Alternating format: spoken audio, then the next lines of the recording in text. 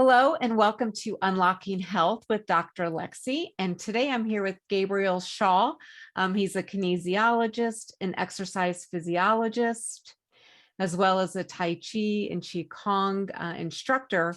But most importantly, he is a health and wellness coach for especially caregivers. So Gabriel, I'm super excited to have you here today because what you're doing is so needed in this world. So thank you for joining us.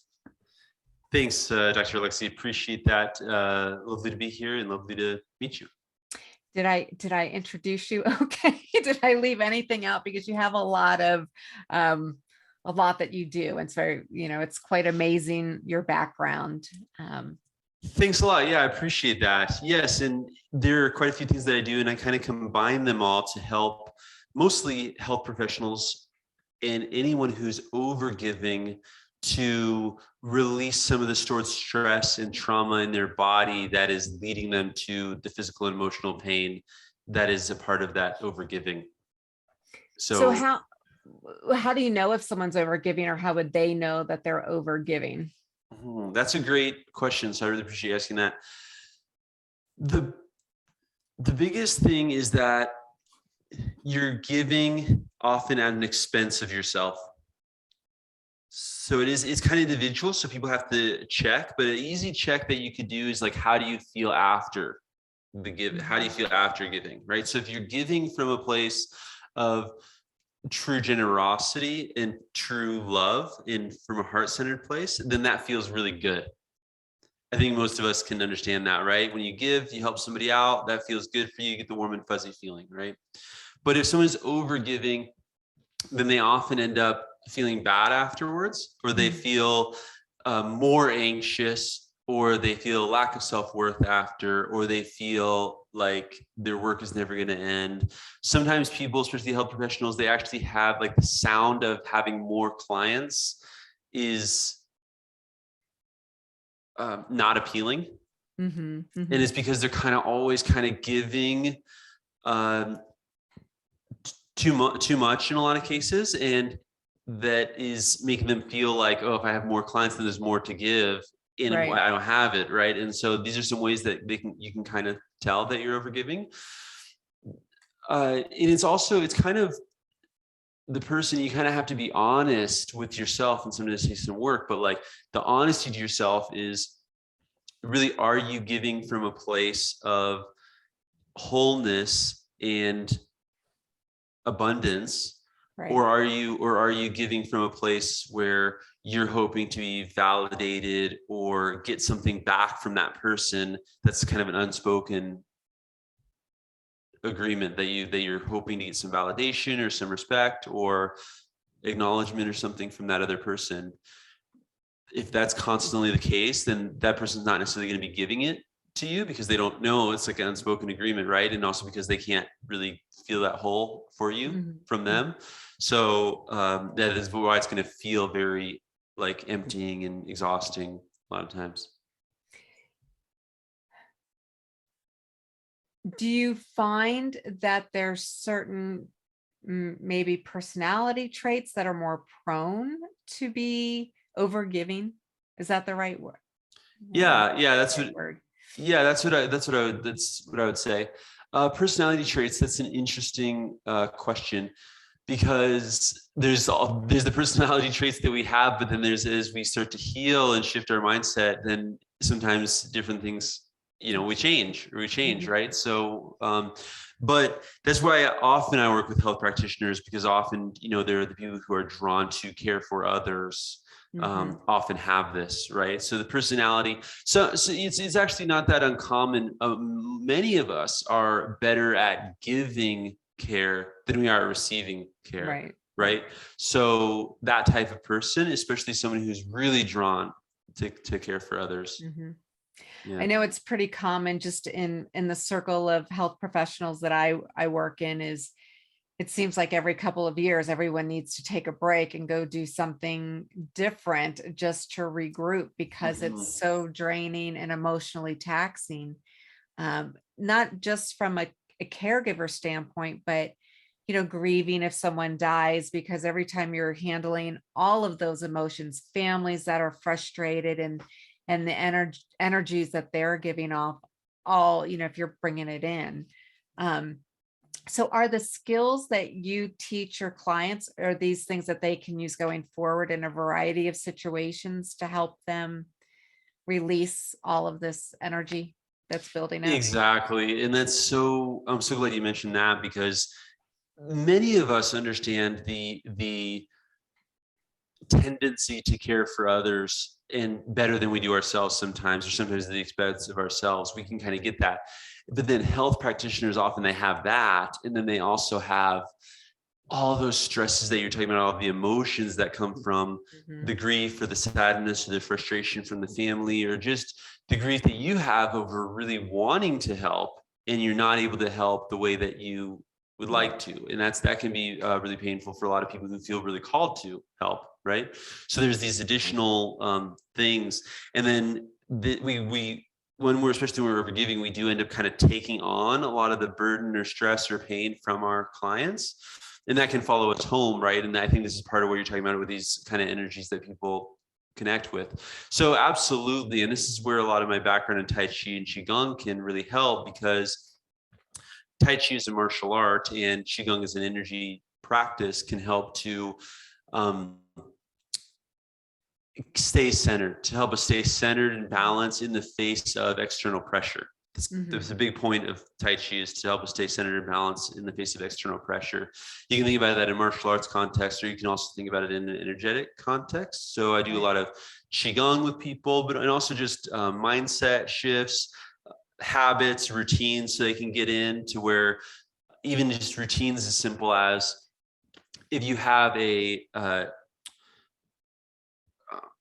certain token you can keep on your person when you're working, then when you set that off, then you're not working anymore, right? Or some people, they can change your shirt, or you can change your clothes before you go home. Those kind of simple tactics can be really helpful. Just let it go. Just let it go. And then we do a lot of breath work and grounding work and Qigong practices to just help to ground and clear and just move that energy, even if something as simple as like shaking. So these are some of the things that I teach, for sure. That's kind of on a surface level, but it's really the more powerful comes from, okay, why are you taking that on to begin with? And what is it with you that's preventing you from setting those healthy boundaries to make sure you're not taking that on to begin with? And once you get that, then that's going to affect every part of your life. So how does this manifest in the physical body?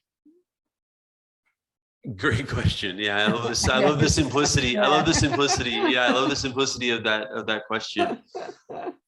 So there's a couple of different ways that it manifests in the physical body. And so one way that's the most easy way for people to understand is that, and I think most like health practitioners, or even people who are like very driven, I know like a lot of your audience is like really driven. A lot of times, entrepreneurs, or they're females, who are trying to move forward, and at the same time they're caring for families or something.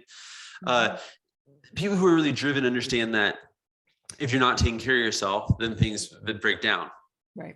Eventually, right? So that's kind of the easiest way. You're always caring for others, you're not caring for yourself, kind of things start to break down. That's the easiest way to understand it, right? Another way to kind of understand how it starts to manifest in the physical body is when we have trauma, or like just a significant event. And that could be like from where our childhood, but also in the case of health professionals, I was in emergency services for many years, and definitely those people sometimes are exposed to trauma regularly, and they can be some significant events in adulthood too. So that can come from that. What happens is our nervous system learns a certain response, a certain cascade of triggering different muscle groups and parts of the body in order to prepare for a reaction to that, right? This is like a fight, flight, freeze reaction. Okay. Right.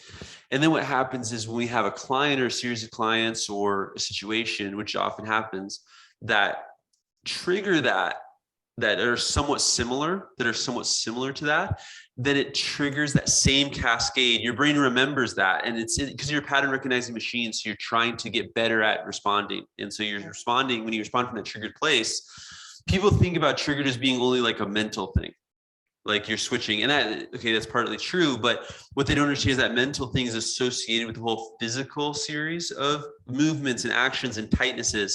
And so because of those tensions you're constantly re-triggering those tensions, and those nerves and those muscles are constantly getting overused, so they become hypersensitized, or they become hypertonic, like too very tense. Right, right. Or you're just constantly moving in a way that's exacerbating the issue, that's exacerbating the pain, because you're not able to move in a more functional way, because every time you try, and this is where a lot of times where people come to me, they've already done like a course of physio or a course of chiropractor, like a more traditional, and it hasn't necessarily worked for them, because what happens is you go your 8 weeks of physio, and that kind of solves it for the time being, but you didn't actually change the way that you were moving, because that trigger keeps causing you to move in that way, and then just over time it just comes back, right? Or kind of it might shift from one side to the other side, which I often see, right? So that's a way that it manifests in the physical body. That's a little bit more deeper way, but I think if people kind of reflect on their experience, I think they can probably understand that. So it sounds like it sort of goes back even to the neuroplasticity in the brain. So if you can release that correlation with the emotional trigger, and then start rewiring the brain, because I know I always keep my shoulders, I'm just always tense. Yeah. And I try and move my energy, but it's bad. Winter comes along and I just go right back to my normal ways. But so if you're breaking those chains, it just seems like the whole brain's going to rewire. So what you're doing, instead of just doing a surface level fix, is you're going inside and releasing, so that it just rewires everything. So long lasting change. Yeah, exactly. That's what it is relying on that neuroplasticity, and starting to, some of that neuroplasticity can come from just reframing, right? You might have a similar thing, but now you're, instead of you're reframing it from something that was something you were fighting against all the time, to now something you're understanding where it's come from and how it's worked for you, and you can sort of develop appreciation for it. Even that starts to free frame, can really start to shift a lot of that tension too. So how long does it take for someone to maybe start to see changes, or, what can they expect commitment wise from doing something like this? Like, do they have to do it every day to, practice it, or? That's totally, it's a difficult thing to answer, because the truth is we don't know. Right. Some people, they have very quick, there's always the possibility at a shift, and we don't know necessarily what always brings that on, right?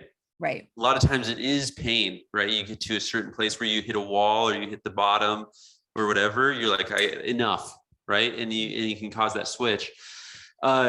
And some people, it takes longer. There's more resistance. They're not in as much pain. They're deeper traumas. Like sometimes it's difficult. Some people are in living situations or in working situations where they're constantly, battling that. And that can be really hard, right? Because it can be kind of constantly kind of re-triggering that.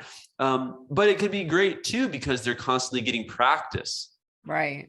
So when you talk about, are you practicing every day? Well, a lot of the practice comes from like, okay, how are you living your life, and how are you showing up, and what are you doing day to day? So if you're able to create just a tiny bit of space, and a lot of people talk about creating the space between the event and the reaction through meditation.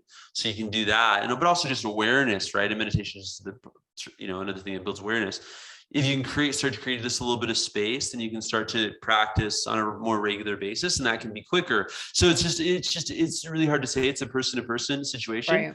But people who are committed are generally going to get quicker results, and that commitment is going to mean they are taking that time, which means they're creating space in their life, right? Even just a few minutes a day, something like that, or after the emotional event occurs in their day or whatever, taking that time.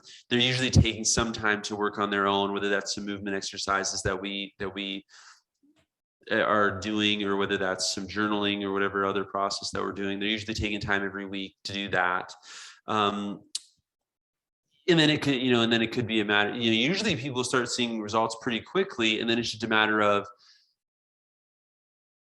then once you start getting results, it's just a matter of, okay, are you good with that, or do you want to continue to improve, right? And some people, it's like some people are busy with their careers, they're busy with their families, and they need to fix for this particular pain or this particular issue, and then they're good to focus on other things for a while. That's totally fine. And other people are like, okay, I've seen this, now I want to really improve more, and then they might keep going. So it's just totally individual. So do you feel like there's layers that are released? Like they may come in with, something overt like back pain or whatever. And then as you start to work through that, then other stuff starts to kind of bubble up. And is there any patterns for how you see things releasing or those layers? Yeah, definitely. Yeah. So there's always layers, right? And this is one of my teachers says, there's always more. And that there's always more. That sounds sad of the human nature. Yeah, it can be sad, but once you also, and this is going to say about the pattern, once you switch the mindset around this is bad or this is sad or this is happening to me, to that this is happening for me, this is allowing me to learn a lesson or discover myself or help me express my gift into the world. Once you start to make that frame shift, then it actually starts to be kind of a joyous thing that there's always more, because you actually are like, you're on that path, and then you can get to keep walking the path and keep getting those joys that come from the path. And so one of the things that I would say is a big pattern is, and this is going to lead into something else we might talk about, but one of the biggest patterns is people viewing their pain, physical or emotional, as the enemy. And they're always, so because of that, they're always trying to push it. Right. They're always trying to push it away. Right. And then we kind of push it, then it kind of has to get louder because it's calling us. It's calling our attention to something that we're not aware of ourselves, or something that we need to change, or something that where we can grow into be more fully part of ourselves, or something like that. Or it's protecting us from feeling something we're not willing to feel. So it's calling us to do that. So I can get, so sometimes I can get some significant results in a single session by just helping people understand the way that their pain is serving them. And then once they can feel how it's really serving them, then there starts to become a real appreciation for it, a real kind of love of it almost. When we start to love that part of ourselves, then it's just the fight between it is less. And then, okay, we might still have a little bit of pain. There might be something going on that we need to fix, but there's no longer this tension that's created. And that is so much exacerbates the issue, right? That's in the way of fixing anything.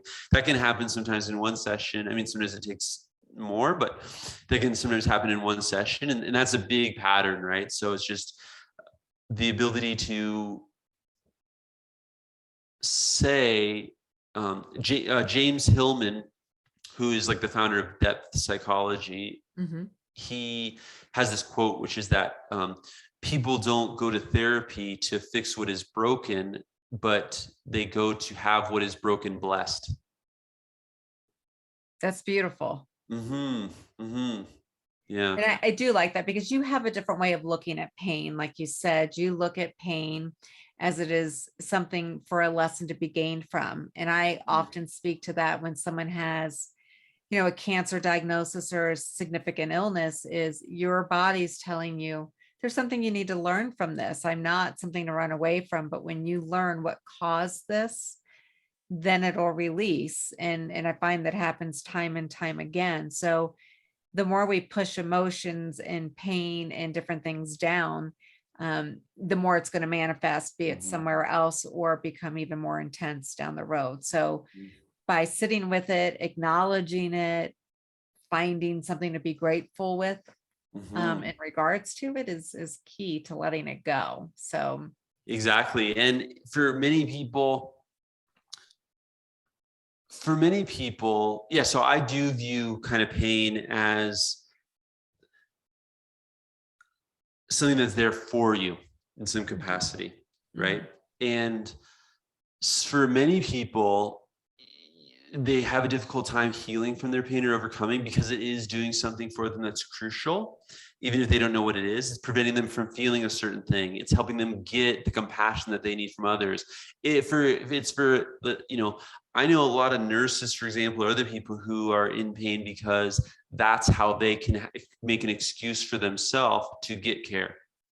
Right. It takes me out. It's a force that takes me out of that.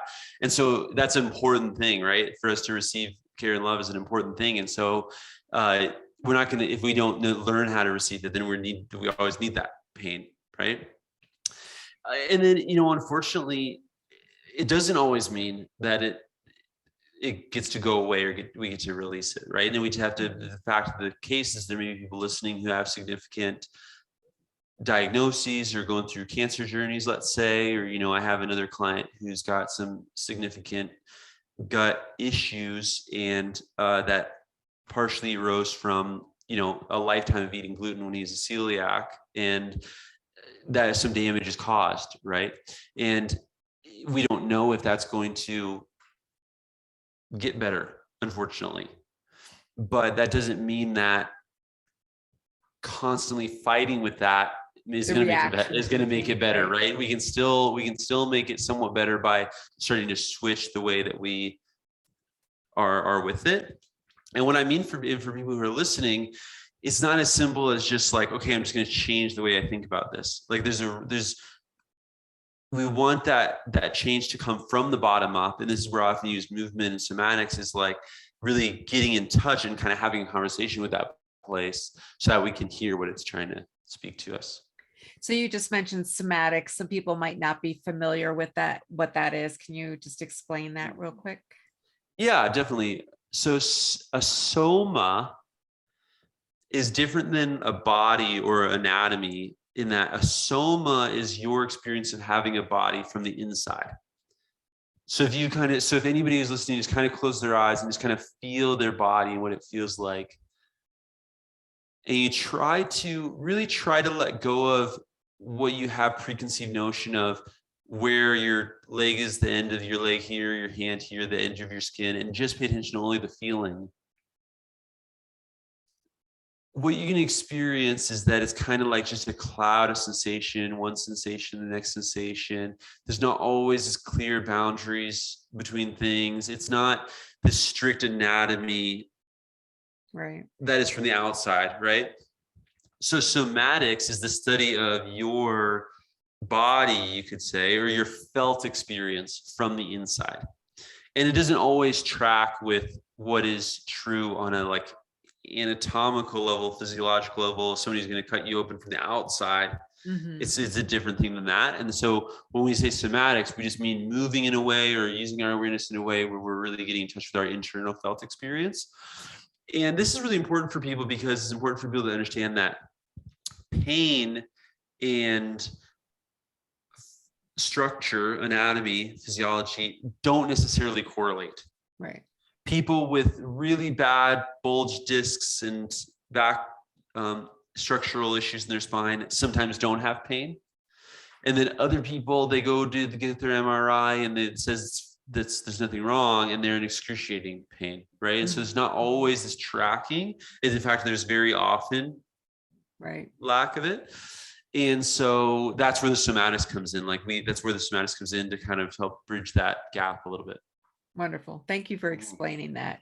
I know, especially when we're looking at perceptions and internal feelings, it can be hard for people to grasp because we're so taught to be very analytical and look at tangible things. And so when you kind of go into not you specifically, but we just kind of go into a world where we're not used to being in touch with. And I've really been big lately on, every morning for Facebook Live, sit with your body for a few minutes, just kind of sit with it and notice the sensations and, and you can see, even if you think about what's going to be happening during the day, like if you feel your blood pressure going up, just sit back for a second and sit with it. Like, why did that make you upset? Where are you feeling it in your body? And be conscious about letting it go. I know you have quite a few different ways for people to work with you. So you do some one-on-one, you do some group things. Can you explain like what you offer to people that may be interested? Yeah, that'd be great. Thanks a lot. So people can find out everything about what I do at coachgabrielshaw.com. And where I do some in-person events and classes here in Victoria, BC. I work one-on-one with people in a coaching context, or continue to heal their pain or their overgiving. We can do that over Zoom or in person, and I do plenty of Zoom sessions.